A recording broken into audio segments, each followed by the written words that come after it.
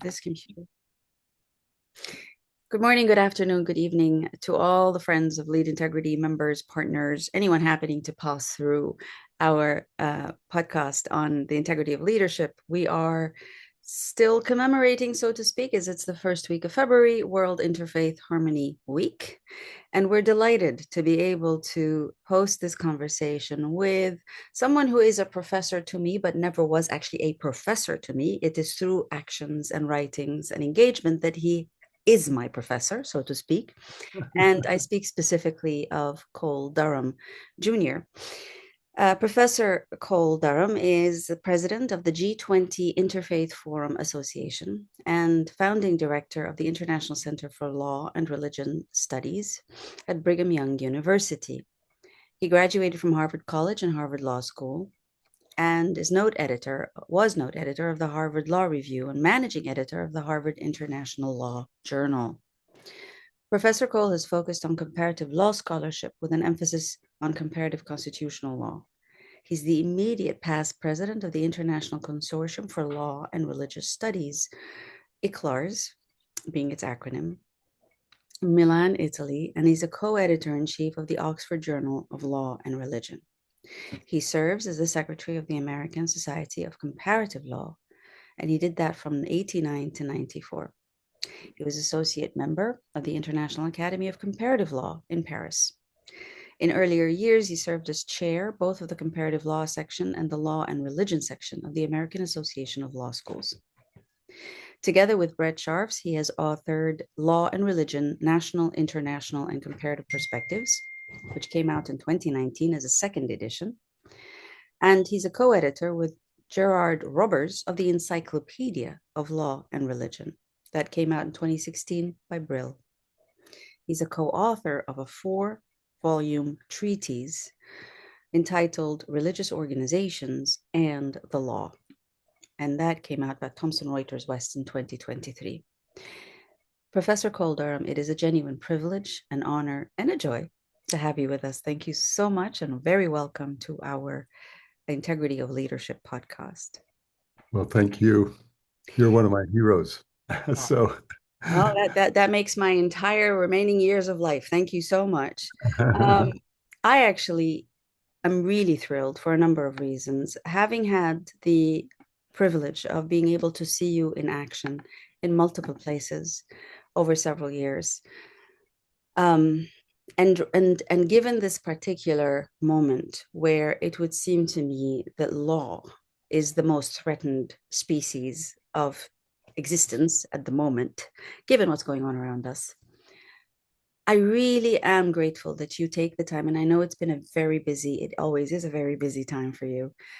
I'm grateful that you will give us some time to look at what's going on around us today in the interfaith space, because so far it hasn't been, lots has been said and done and is being said and done about the role of religion, the role of religions, the impact of religions, etc. Plenty of engagement, as we spoke before. But I think the question always is where and in what way does the interfaith, which is distinct from Catholic and Muslim and Hindu and Buddhist and whatever distinct engagements, but the interfaith world, where and how is that world performing, and how is it performing in the context, especially of a very tumultuous world that we're living in?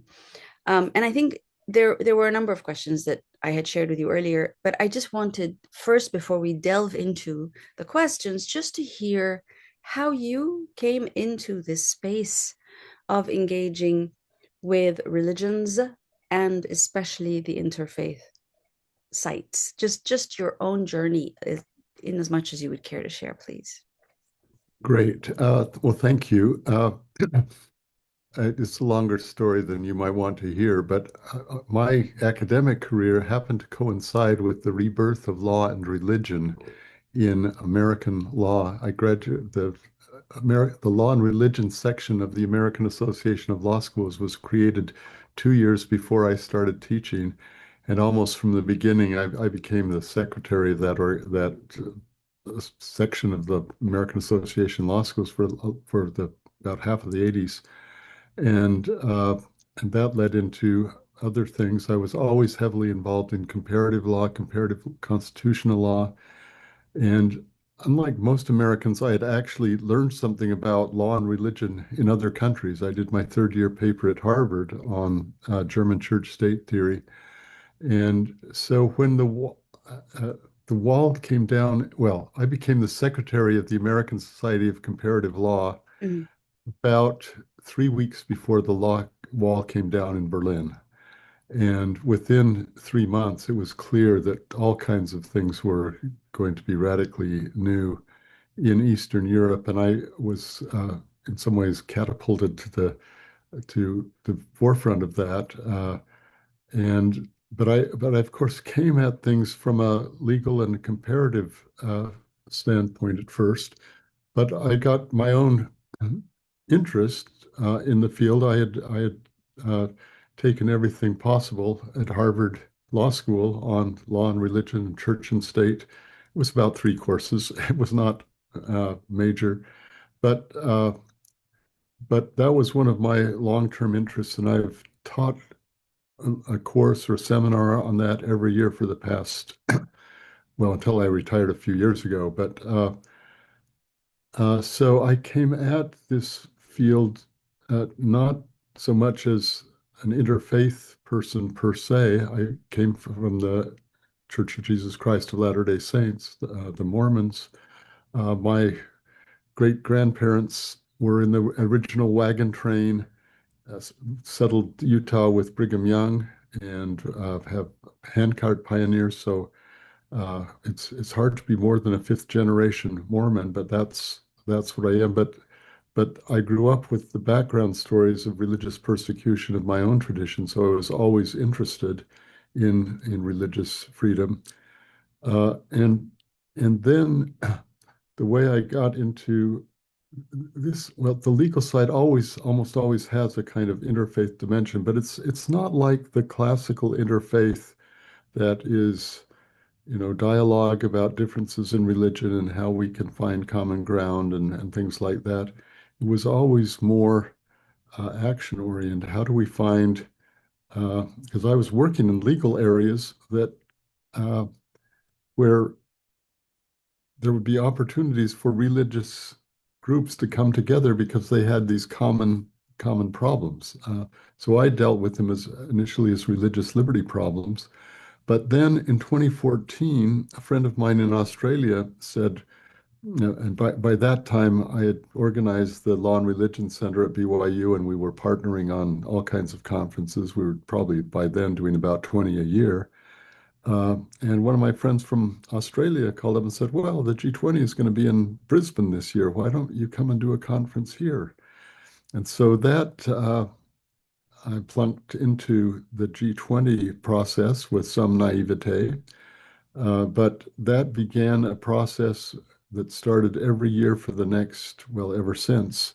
Uh, we've done G20 interfaith conferences in each year in each host country of the G20. Now, I have to tell you, every year has been different. I mean, the year in China was quite different than most other places you can imagine. But we've had sort of very positive experiences, and the G20 platform. I didn't realize at the time, but it's it's really on the one hand it's informal, but it represents something like 80 to 85% of world economic output. That is the G20 countries. Now it's the G20, which is 19 countries plus the EU. And more recently, in the past 2 or 3 years, it's been plus the African Union. So there are really about 90 plus countries that are affected, and other countries pay attention. So I got interested in this both legally, but also realizing that this is a place where multi-faith players can come together. And so there's an entire field of interfaith relations, which you know much better than I do. But for me, it has been, and I think in some ways it's what it's different than the old classic interfaith work, which was more doctrinal and ecclesiastical in nature. And it's more bringing high-level religious leaders together with government leaders, with academic leaders, with other NGOs, and forging, identifying common areas where people can work together. And so that's a longer story than you no doubt wanted, but No, that's it gives, perfect because it actually addresses a number of the questions that I wanted yeah. to ask you. I think there's a couple of things that I would ask you to help nuance for the us for listeners. Um, you speak about interfaith and multi-faith sometimes interchangeably, and I'm wondering, in your readout of what's going on and in your own engagement, do you see interfaith and multi-faith pretty much as the same thing, or is there any distinction to be made? Well, I've come to realize there is a distinction, and in some ways, if I were to, well, I hate to use the word christen things again, but the but if I were to start over, I might use the term multi-faith. I think the difference, as people understand it, is interfaith has classically been associated with ecumenism and trying to find commonalities so that people, by finding common denominators, could work together more comfortably that way. I think multi-faith is a term, I've learned it from people like David Saperstein and Bob Roberts and Imam Majid and their multi-faith network, neighborhood network. I don't have quite the right name, but and the point is, the emphasis on multi-faith is that you can join together with others without feeling any need to compromise your own doctrine or theological position, but you can recognize that you share concerns. Now, in many ways, for people who are not technical about this, the two things could grow together. But there are many groups for whom the interfaith can become a code word for let's get together and see how we can compromise our doctrine. And that's clearly not what multi-faith is about, and certainly hasn't been uh, uh, the main thrust of what I'm doing. What I see happening through the G20 is it's a unique platform. Obviously, a lot of people have just heard of it or don't even know about it, but religious leaders tend to understand the importance of this platform. It's not, it's sort of informal. The G20 doesn't even have a secretariat. It has it has a rotating, uh, each year a different country is the head of the G20. This year it's the US, next year it's the UK. Last year was South Africa. There's enough difference between South Africa and the US that the US has disinvited South Africa next year. I'm not sure they have authority to do that, but Trump sometimes acts without authority. So, uh, but there's no secretariat.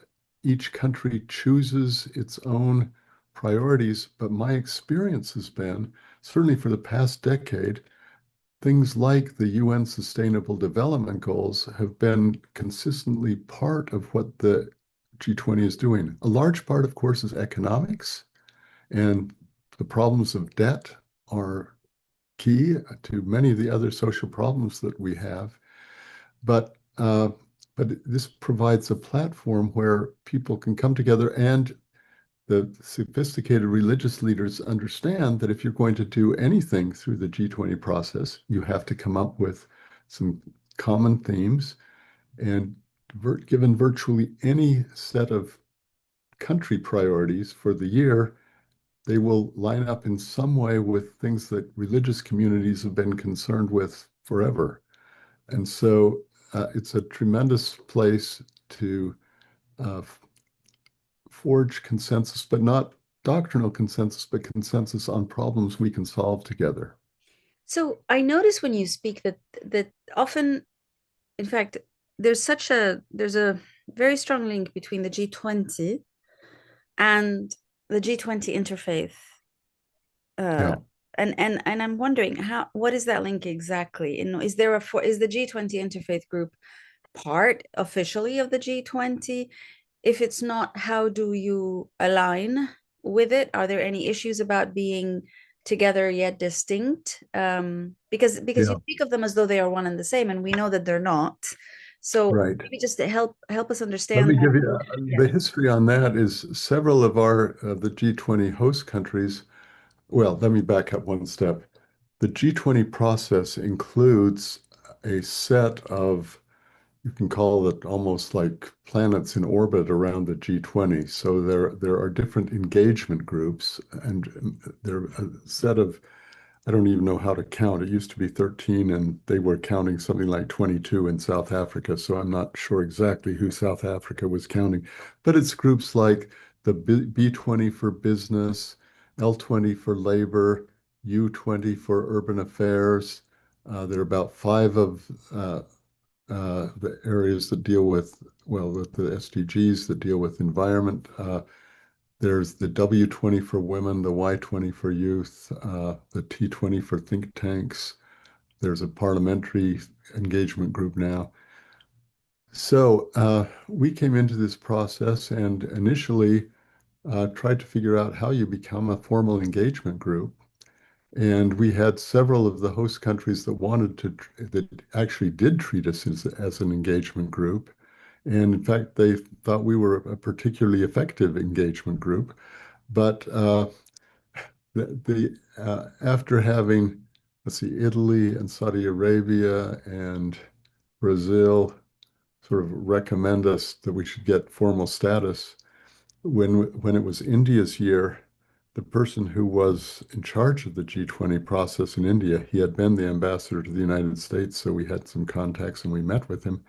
He said, "Well, it's very nice that you want to be an engagement group, but engagement groups are chosen by consensus of the G20 countries, and you'll never get China to sign on to a religious engagement group." And we also had some others experience was because we had some divisions within our ranks as to whether it was better to be sort of an informal engagement group that could be an international and work with the G20 without being subject to the control of whoever was in charge that year. So at this point, we are an informal engagement group. We tend to have a strong credibility because we have a very good track record with many of the G20 countries. But that's the exact story of our status. That's why we are an informal group rather than a formal engagement group. And to what extent does this informality actually support and or is not supported by, so in other words, how impactful can you be as an interfaith group? Impactful Yeah, meaning with these particular G20 actors. yeah. So let me start by saying something about impact, because one's first thought is at the end of the G20 process each year, there is a final communique. We now know enough to know that it starts being negotiated 6 months earlier. Uh, the turnover each year is December 1st. Trump this year is scheduling the final meeting for December 14th at one of his golf courses in Miami. And we think he doesn't know that it's supposed to happen before rather than after the turnover. But so so the, but what is the effect? Uh, so one effect would be how many words do you get into the final communique? How many phrases, etc. So that's something we've been actually moderately effective in doing that. It's very hard because there's tremendous pressure on that final communique. But what we've learned in the meantime, and what I think is really actually more important, is that in the process leading up to that final leader meeting of the leaders of countries, there are a lot of pre-meetings, like ministerial meetings with ministers from various departments of government. There are a lot of other opportunities, and as one's working on crafting that final communique, there are opportunities for meetings with a lot of people who are one or two steps down in the governmental hierarchies of the G20 countries. And we've learned to be quite effective, particularly, we're getting better at this, but particularly in Brazil and South Africa, we had local organizing committees that had fantastic contacts with, I mean, would be with someone in the president's office who the foreign minister had to go through to get to the president. I mean, it's a little exaggerated, but we've been able to figure out who some of the people at the next level down are, and we've been good partners in the sense that we can help identify areas where religious communities are really going to back what they're trying to do and may bring experience and other things to bear that can be added into the process. So from my perspective, the bigger impact than the communique is the opportunity to have a platform that brings religious leaders from very diverse perspectives to view on certain common themes that line up with the country's priorities for the year, but you can then talk to the actual people in the government of the countries, and you can also have religious leaders talking to each other about how do we work together on these projects. So it's like a lot of human rights. A lot of human rights is as you know from your work, is there's international human rights law, but if you really look at the sanctions and so forth, they're pretty weak. But human rights workers have been very creative at how to use those tools to have impact.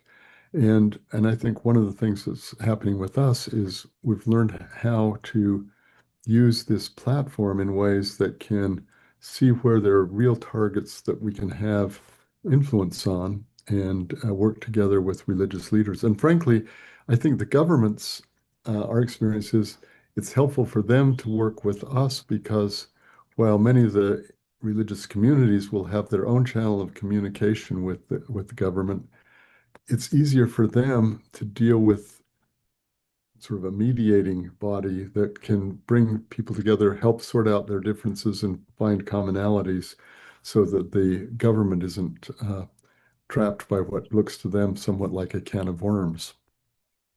That makes a lot of sense. And it also begs a particular question that's been becoming more and more, I think, relevant to answer, which is, can you give a concrete example of a situation where any of the G20 countries in any of these gatherings have actually had an opportunity to benefit from the presence of the religious leaders in the country, to actually help them think through, or not, I dare not say to sort something out, but to think through something together? Are there any instances or examples of this that you may wish to point to?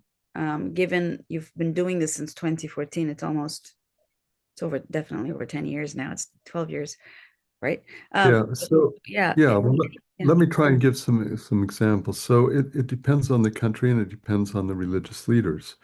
In South Africa, uh, Archbishop Makoba, and I may be mispronouncing his name, but successor of Desmond Tutu as sort of leader of the Anglican Church in South Africa, someone who has tremendous influence in public. And so what he says is really listened to. Similarly, that in last year, South Africa uh, was the host country. And when we had our meeting, we had both uh, the Catholic bishop, who was sort of the head of Catholic bishops in the country, and Archbishop Makoba speaking, and the G20 platform gave them, I think, a very particularly effective platform to speak to people in power.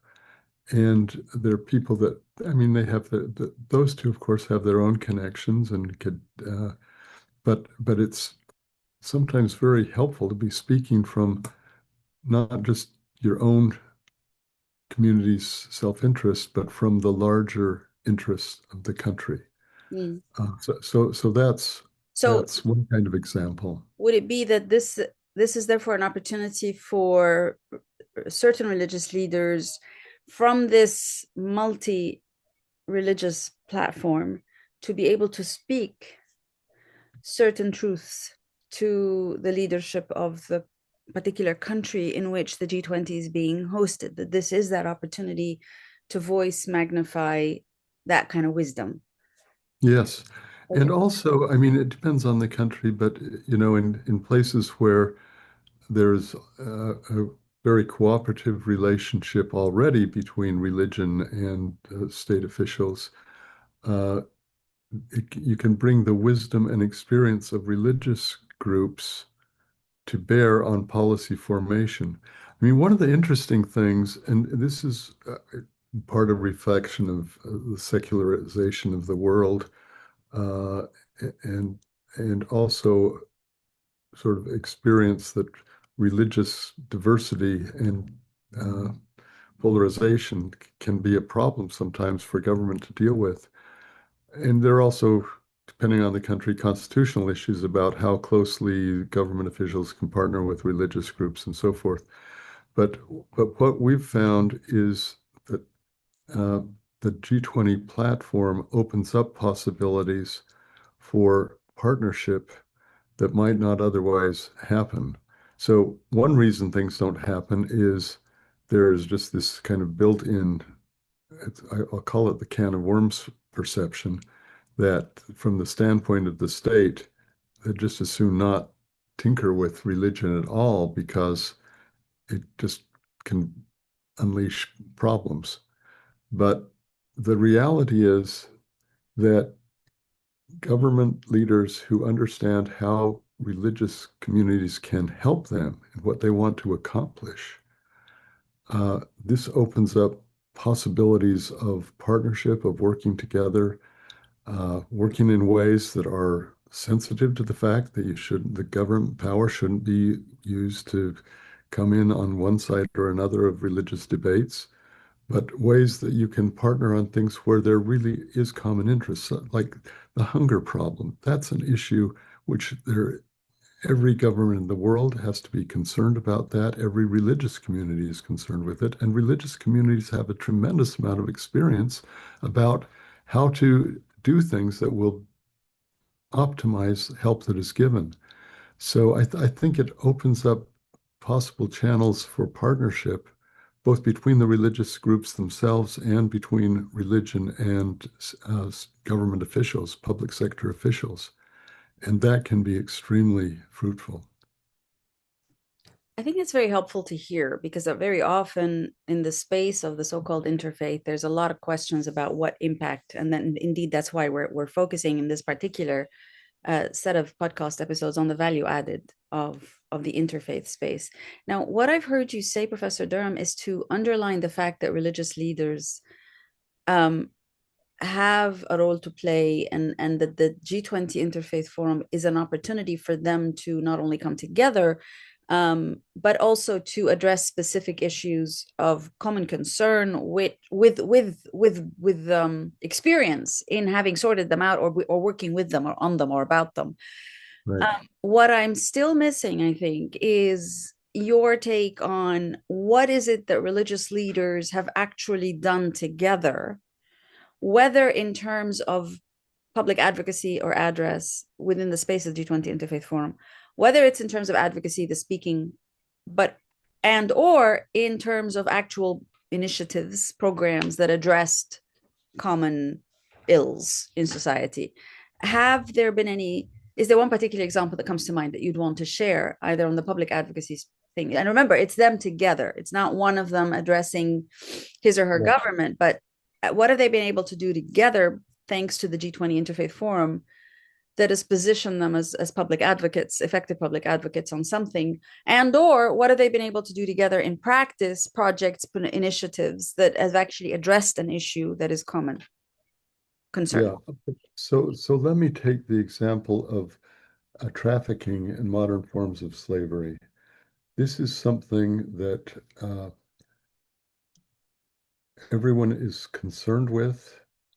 Uh, one of the things that happened at the social summit last year is we had Kevin Highland, who's had years of experience both as a police officer originally and then leading anti-trafficking initiatives in the UK, and then working globally with the Vatican and so forth.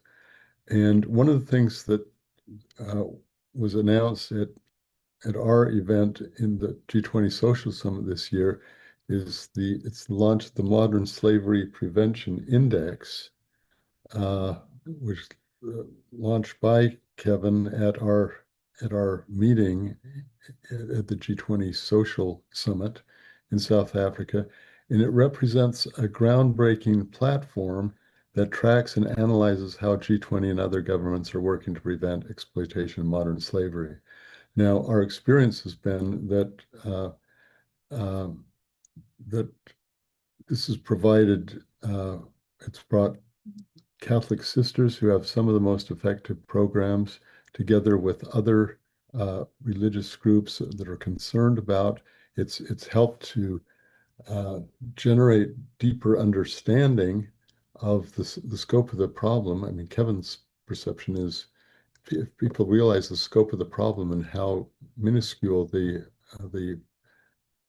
real government funding against this is, there's a tremendous room for additional coming together. But I mean, it's hard. It's a little hard to say because some of these groups have figured out that they should work with other groups already. I mean, it's not like we're creating something new, but through our network of networks, it helps bring people together. And then we're seeing more and more practical ways. Kevin's work, for example, looks not only at what the costs are, what the unfortunately low levels of prosecution are, uh, but he's been able to work with, on the one hand, Pam Bondi, who is very concerned about trafficking, but you know, a whole range of people in the Vatican and other religious groups. So this is a concrete area that has some visibility, not enough visibility, and we've been able to help bring more and bring people together who are working on it. Great. So that so that's an example. Food, food crisis would be another example. And there we've done everything by having sort of a food packaging process as part of one of our as our South African enterprise. That's more symbolic, I suppose. But I think there are ways in the food area now. A lot of work on food, uh, solving food shortages is done by major humanitarian aid organizations, many of which are religiously affiliated.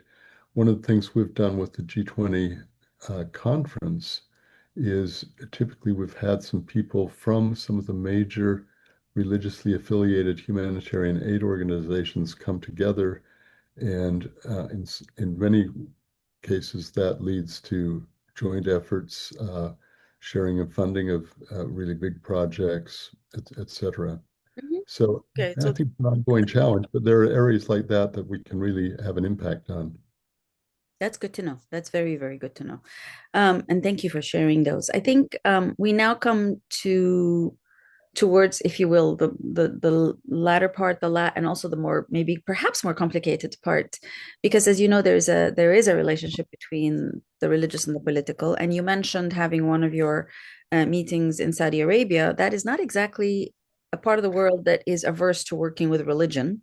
Between the religious and the political, there's a very strong relationship there. So it's not Yeah, a universally secular context. In fact, I would differ from your read of the world to say yeah, that no, secularization. it's mixed. Yeah, it's um, very mixed. Yeah, yeah, no, but I think just so looking at some of those religious, political, and then of course the United States isn't immune from some of those marriages either. Um, I'm wondering, how do you see the role of the G20 interfaith in tackling some of those some of those relationships between the religious and the political elements? Is this something that has come across your discussions, debates, etc.? And what happens when invariably, in many of these cases where certain religious and certain political are working together, the outcome is not necessarily always a pro-human rights space or reality. And so where does the G20 Interfaith Forum sit on these issues? How have you tackled them, if at all, especially that we're still living in the context of genocides that take place that are often religiously vindicated or validated by political regimes and vice versa. So where does the G20 Interfaith Forum stand and sit in this space? What are your thoughts on that? Well, you're right. It's very complicated, and you know how complicated it is even more acutely than I do, given your past experience. But let me maybe start with the Saudi Arabian year. Now, Saudi Arabian year happened to be the COVID year. So the original plan in Saudi Arabia was to have the largest interfaith, multi-faith gathering that had ever been held in world history in Saudi Arabia. Uh, and and Saudi Arabia had the money to do it. And then we got struck by COVID, and so everything we couldn't do you couldn't fly people anywhere. I mean, well, it's very tough. So we had to do that year uh, in a hybrid fashion, and we had about 2,000 people involved in one way or another that year during the meetings. Saudi Arabia was one of the countries that would really have liked to have us be a formal engagement group, but yeah, it didn't quite happen. Uh, but but Saudi Arabia was in favor of G20 Interfaith becoming a formal engagement group of the G20. yeah, yeah, but you know there are pluses and minuses to that because I'm sure they would have liked to appoint all our governing board as well. You can you know I mean I think they were sophisticated in terms of how to deal with us and so on.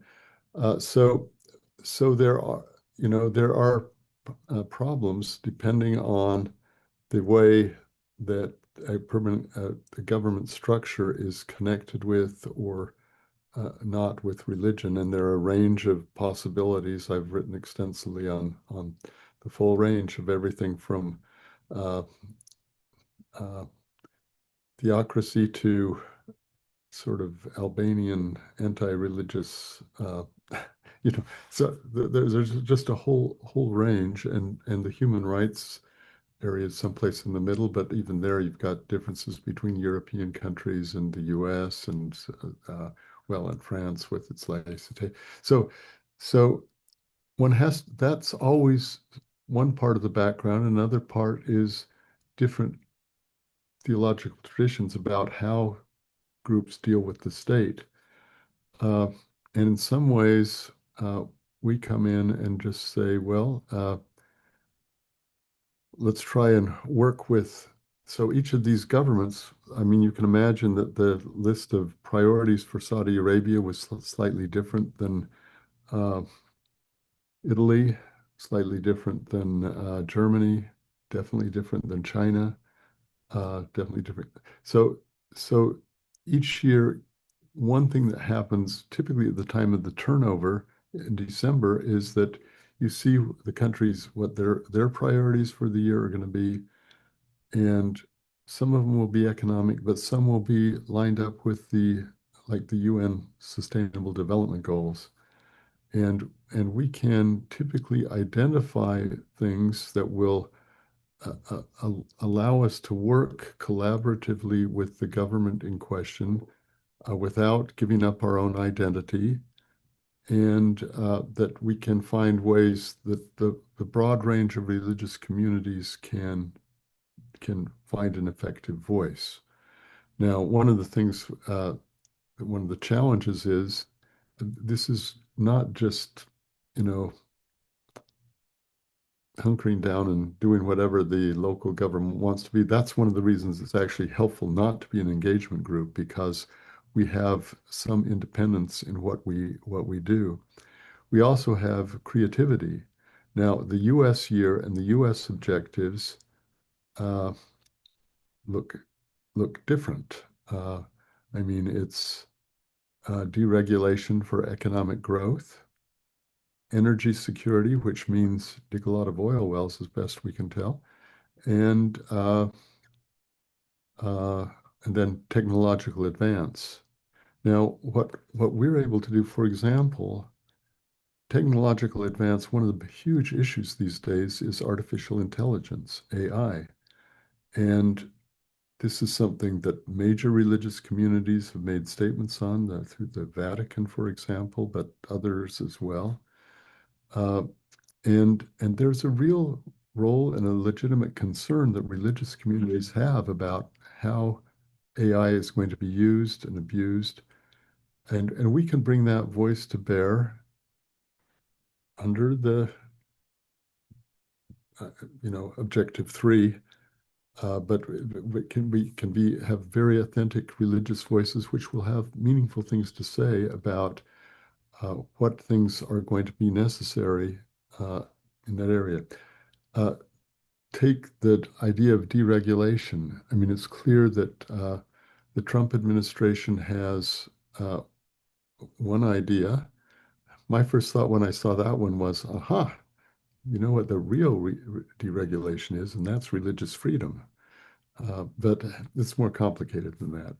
But the point is, there will be uh, whatever one says about economic growth. There's this huge debt issue that is one of the huge things hanging over, as cloud hanging over to the south, and Mhm. actually hanging over all of us. And we have some some of the global leaders working on those kinds of problems. So I think the point is that, and I think this is answering the question, but this is a way that religious communities can have a voice and find a way to make a helpful contribution virtually wherever the particular country is on politics and other kinds of polarization in general. Mm. Um, when when you hear about the very legitimate concerns about the retraction of democracy and democratic norms, when you hear about the concerns that certain human rights get prioritized over others at the expense of others, perhaps sometimes, when you hear the repeated iterations of history shows that religions can and religious institutions and certain religious leaders actually can do harm more than they may be able to do good, which is a very old mantra, but you hear it also being reiterated.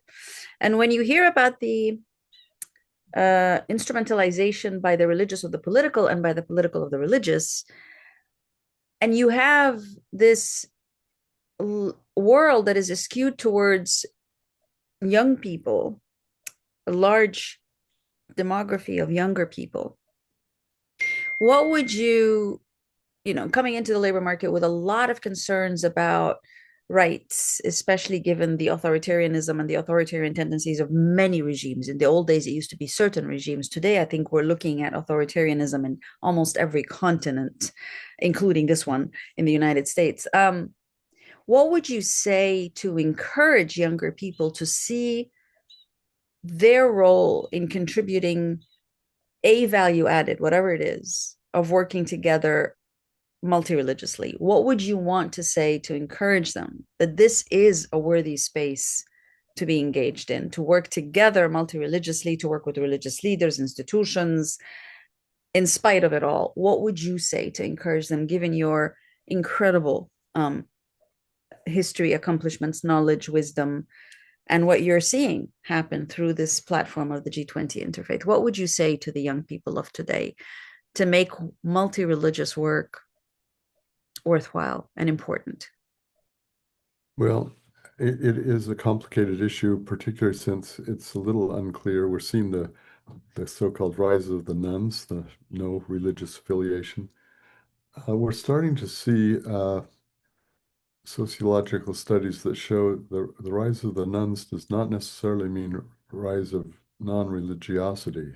It is partially that, but but there is a considerable part of that that is simply disenchantment with organized religion as it's classically been around, and yet people will really resonate with some religious causes. So, for example, I mean, the example in Germany of people who would come to the aid of refugees, uh, even though and the likelihood they went to a church more than twice a year, Christmas and Easter, was probably low, and maybe not even those. So one does have sort of a different youth population that one's got to take into account. But uh, the reality is a high percentage of young people are religiously engaged, and as time goes on, they tend to settle in and become re-religious. Um, I guess I have a number of responses. One, it's incredibly important to find ways to involve young people in these kind of processes. And I have to tell you, it's very hard. And it's hard for the following reason. It costs as much money to fly a senior government official or a senior academic to a convention as to fly a young person. So the costs and the prioritization becomes difficult when everyone is facing limited funds. But it's critical that we find ways to involve young people, and that's going to happen more at the ground level than at the international level, although we try to find ways to make that happen as well. We work with uh, well, the Y20, for example, which is expressly focused on youth. I've been in conversation with the head of the Y20 this year. Uh, we have the ACWA, which is a common word among youth, which is one large youth organization. But we need to find ways to work with those. After all, there's this tremendous youth bulge happening in Africa, and uh, and that's going to be a place for generating extremism, fundamentalism, poverty, unemployment, etc. And so we've got to find really effective ways to involve people. One of the other things I say, and this is just sort of a counsel of, I know I have maybe 10% of the people at our law school come to our law school so they can work on religious freedom issues, and then they realize there are not a lot of law firms that practice religious liberty work.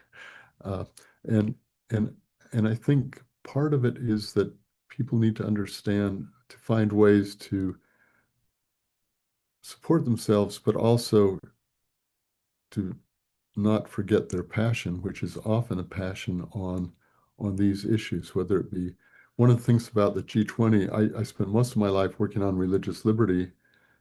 The G20 is broader and it can attract people to a broader range of projects that people can work on. But I think it's really important that, particularly at the ground level, at the local level, local congregations and so forth, people find ways to work together.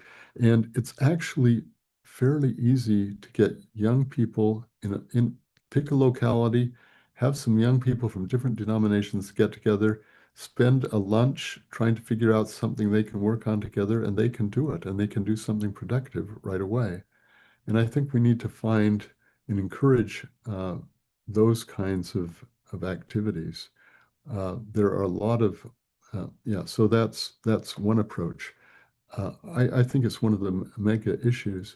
But the other thing I would say is I continue to think that we think about the human rights issues, we think about religions working together. Uh, I believe that religious liberty is the master key of modernity, that Locke and his uh, fellow thinkers, well, what's been 3 centuries, 4 centuries ago, Mhm. they figured out that what's really going on that causes a lot of polarization is fear. And if you can have genuine religious liberty that will make people assured that they will be okay in their own beliefs, that will free up tremendous amounts of social energy that can be, instead of mobilized to protect oneself against the state, can be used in productive ways. And I think we've got to have that happen. You have just opened a theme for discussion, which would take us easily at least another hour to discuss, but absolutely not possible given the Yeah. limitations of your precious time. But I just want to say deep thanks for that particular series of insights and wisdoms. I do believe that um, there are pros and cons to pushing religious liberty as the foundational need within a human rights space and agenda, because there are at least 18 Well, articles that are completely interdependent on one another, trying to prioritize one and seeing one as the most foundational. Many groups will see each of those articles as the most foundational to the others. And I do think that we're living in the midst of that tension right now. Which human rights matter yeah, more? And the issue is all human rights matter all the time, always, and they matter yeah. together. And you can't really get one without the others. But Well, that that's right. is those are different perspectives. And I think it's very helpful that you also noted how this larger cohort of young people can also be seen as a potentiality for more violence, more extremism, but at the same time, it's also, frankly, our only hope for a better world, because Yeah, you and absolutely. I only have so much to stay and to contribute. When I see our students, and I know that you have the same situation, there is that kindling of hope in a tomorrow that is different from what we've done so far. And so the young people as a potential for the better, but for the better understanding and learning from the lessons of today. And the lessons of today include what you have so very brilliantly outlined, which is how do we work on many fronts at the same time and not see one front as more important than the other? Because by doing so over many decades, I think we've lost out ultimately on our interdependence as human beings on a planet, on one another's welfare, and so on. So I think it's extremely helpful to listen and see how you have built very strong foundations and infrastructure like the G20 interfaith, which is only one of the many things you've built and you are building. It's very important to hear about how that has come together and how it is contributing. And I do want to say congratulations, Professor Durham. And obviously, if we were to give a prize for a lifetime achievement in lead integrity, which we're building towards, your name would be right up there in terms of the people who deserve it so much, so very, very much. So I just want to say hats off, Professor Thank you. Calder, for all your work, for all your commitment, and certainly for building, for continuing to build with so much wisdom, and for keeping law as our ultimate goal, but also the very basis on which we all stand and serve. Thank you, Professor Calder, for your time Thank you. and wisdom. Great. Thank you very much. It's been a privilege to talk with you as always. I'm going to